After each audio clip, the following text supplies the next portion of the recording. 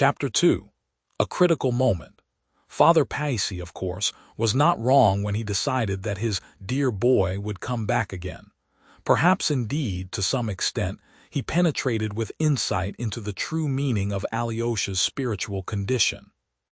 Yet I must frankly own that it would be very difficult for me to give a clear account of that strange, vague moment in the life of the young hero I love so much. To Father Paisi's sorrowful question, "Are you too with those of little faith?" I could of course confidently answer for Alyosha, "No, he is not with those of little faith." Quite the contrary. Indeed, all his trouble came from the fact that he was of great faith, but still the trouble was there, and was so agonizing that even long afterwards Alyosha thought of that sorrowful day as one of the bitterest and most fatal days of his life. If the question is asked, could all his grief and disturbance have been only due to the fact that his elder's body had shown signs of premature decomposition instead of at once performing miracles? I must answer without beating about the bush. Yes, it certainly was. I would only beg the reader not to be in too great a hurry to laugh at my young hero's pure heart. I am far from intending to apologize for him, or to justify his innocent faith on the ground of his youth, or the little progress he had made in his studies, or any such reason. I must declare, on the contrary, that I have genuine respect for the qualities of his heart. No doubt a youth who received impressions cautiously, whose love was lukewarm, and whose mind was too prudent for his age and so of little value, such a young man might, I admit, have avoided what happened to my hero. But in some cases it is really more creditable to be carried away by an emotion, however unreasonable, which springs from a great love, than to be unmoved. And this is even truer in youth, for a young man who is always sensible is to be suspected and is of little worth. That's my opinion. But reasonable people will exclaim perhaps, every young man cannot believe in such a superstition, and your hero is no model for others. To this I reply again, yes. My hero had faith, a faith holy and steadfast, but still I am not going to apologize for him. Though I declared above, and perhaps too hastily, that I should not explain or justify my hero, I see that some explanation is necessary for the understanding of the rest of my story. Let me say then, it was not a question of miracles. There was no frivolous and impatient expectation of miracles in his mind, and Alyosha needed no miracles at the time, for the triumph of some preconceived idea. Oh no, not at all. What he saw before all was one figure, the figure of his beloved elder, the figure of that holy man whom he revered with such adoration.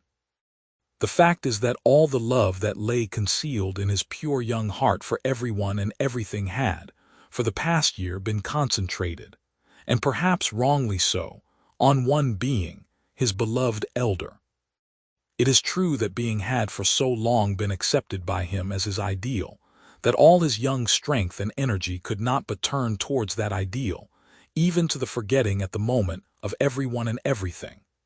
He remembered afterwards how, on that terrible day, he had entirely forgotten his brother Dmitri, about whom he had been so anxious and troubled the day before.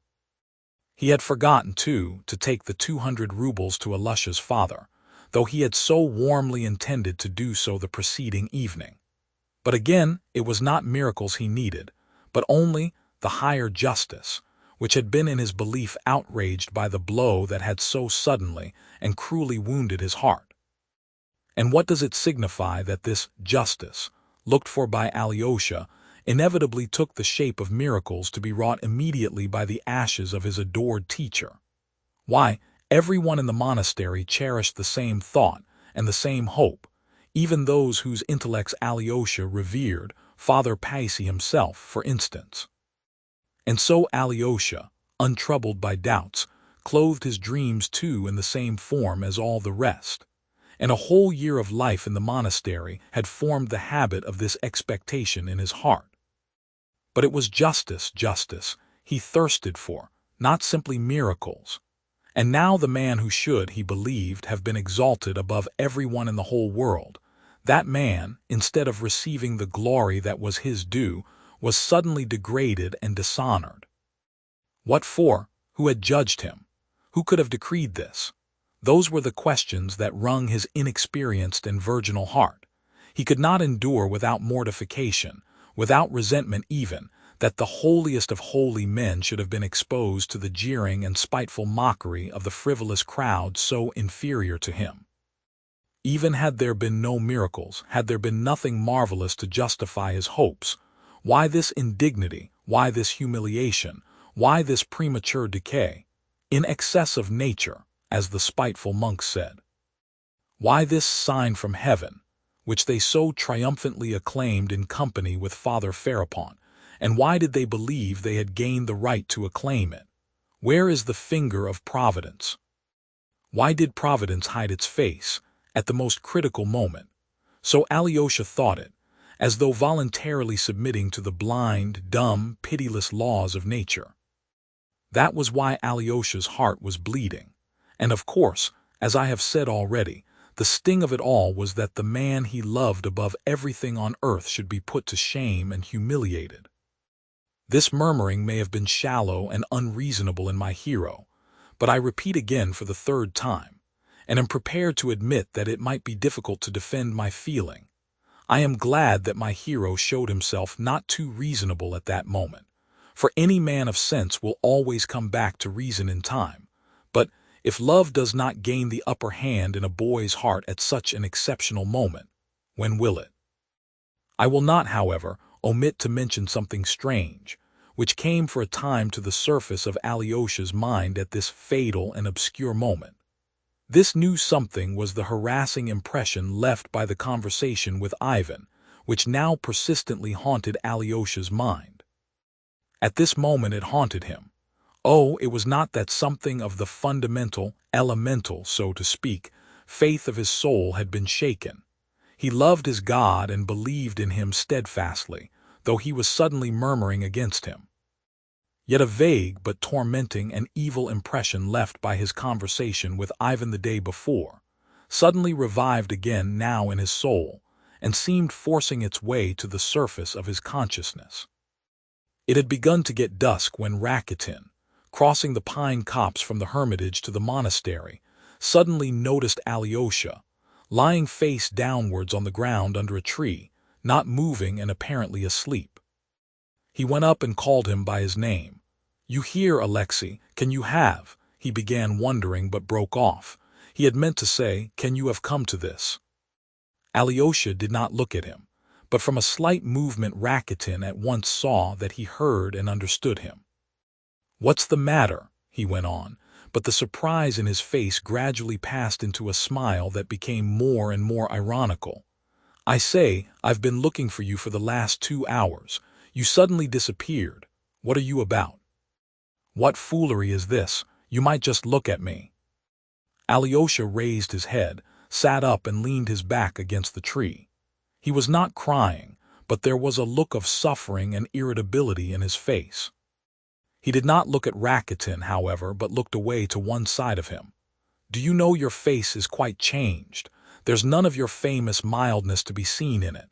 Are you angry with someone? Have they been ill-treating you?" "Let me alone," said Alyosha suddenly, with a weary gesture of his hand, still looking away from him. "Oh ho, so that's how we are feeling, so you can shout at people like other mortals. That is a come down from the angels. I say, Alyosha, you have surprised me, do you hear? I mean it. It's long since I've been surprised at anything here.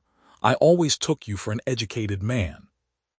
Alyosha at last looked at him, but vaguely, as though scarcely understanding what he said. "Can you really be so upset simply because your old man has begun to stink? You don't mean to say you seriously believed that he was going to work miracles?" exclaimed Rakitin, genuinely surprised again. I believe, I want to believe, and I will believe. What more do you want?" cried Alyosha irritably. "Nothing at all, my boy, damn it all. Why, no schoolboy of 13 believes in that now. But there. So now you are in a temper with your God, you are rebelling against him. He hasn't given promotion, he hasn't bestowed the Order of Merit. You are a set. Alyosha gazed a long while with his eyes half closed at Rakitin, and there was a sudden gleam in his eyes. But not of anger with Rakitin. I am not rebelling against my God, I simply don't accept his world. Alyosha suddenly smiled a forced smile. How do you mean you don't accept the world? Rakitin thought a moment over his answer. What idiocy is this? Alyosha did not answer. Come, enough nonsense, now to business. Have you had anything to eat today? I don't remember, I think I have. You need keeping up, to judge by your face. It makes one sorry to look at you. You didn't sleep all night either, I hear. You had a meeting in there. And then all this bobbery afterwards. Most likely you've had nothing to eat but a mouthful of holy bread. I've got some sausage in my pocket. I've brought it from the town in case of need, only you won't eat sausage. Give me some. I say, you are going it. Why, it's a regular mutiny with barricades. Well, my boy, we must make the most of it. Come to my place. I shouldn't mind a drop of vodka myself. I am tired to death. Vodka is going too far for you, I suppose. Or would you like some? Give me some vodka, too. Hullo, you surprise me, brother. Rakitin looked at him in amazement. Well, one way or another, vodka or sausage, this is a jolly fine chance and mustn't be missed. Come along. Alyosha got up in silence and followed Rakitin. If your little brother Ivan could see this, wouldn't he be surprised? By the way, your brother Ivan set off to Moscow this morning, did you know? Yes, answered Alyosha listlessly, and suddenly the image of his brother Dmitri rose before his mind. But only for a minute, and though it reminded him of something that must not be put off for a moment, some duty, some terrible obligation, even that reminder made no impression on him, did not reach his heart and instantly faded out of his mind and was forgotten. But a long while afterwards, Alyosha remembered this. Your brother Ivan declared once that I was a liberal booby with no talents whatsoever. Once you, too, could not resist letting me know I was dishonorable. Well, I should like to see what your talents and sense of honor will do for you now. This phrase Rakitin finished to himself in a whisper. Listen, he said aloud, let's go by the path beyond the monastery straight to the town. I ought to go to Madame Holokov's, by the way. Only fancy, I've written to tell her everything that happened, and would you believe it? She answered me instantly in pencil. The lady has a passion for writing notes, that she would never have expected such conduct from a man of such a reverend character as Father Zosima. That was her very word. Conduct, she is angry too. You are a set, stay, he cried suddenly again. He suddenly stopped and taking Alyosha by the shoulder made him stop too. Do you know, Alyosha? He peeped inquisitively into his eyes, absorbed in a sudden new thought which had dawned on him. And though he was laughing outwardly, he was evidently afraid to utter that new idea aloud. So difficult he still found it to believe in the strange and unexpected mood in which he now saw Alyosha. Alyosha, do you know where we had better go? He brought out at last timidly and insinuatingly. I don't care where you like. Let's go to Grushenka, Will you come? Pronounced Rakitin at last, trembling with timid suspense. Let's go to Grushenka, Alyosha answered calmly at once, and this prompt and calm agreement was such a surprise to Rakitin that he almost started back. Well, I say, he cried in amazement, but seizing Alyosha firmly by the arm he led him along the path, still dreading that he would change his mind. They walked along in silence. Rakitin was positively afraid to talk. And how glad she will be, how delighted, he muttered, but lapsed into silence again. And indeed it was not to please Grushenka he was taking Alyosha to her. He was a practical person, and never undertook anything without a prospect of gain for himself. His object in this case was twofold.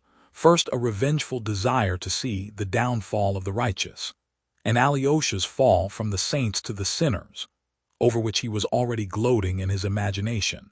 And in the second place, He had in view a certain material gain for himself, of which more will be said later.